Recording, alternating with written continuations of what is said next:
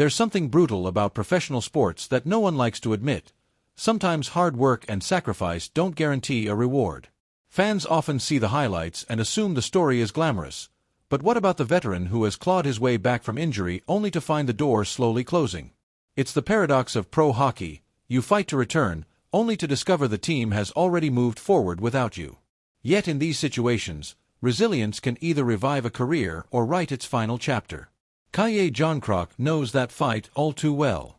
At 33 years old, he has been waging war not just against opponents but against his own body.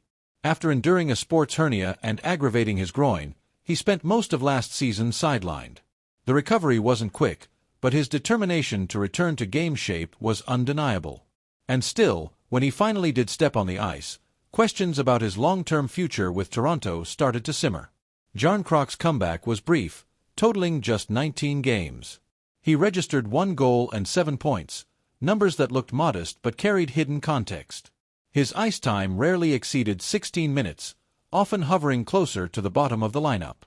Despite that, he remained the same steady presence he had been in past seasons, never flashy but always reliable.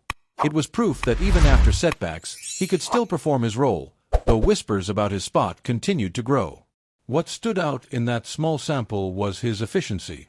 1 goal on 9 shots gave him an 11.1 shooting percentage, almost identical to his career average of 12.3.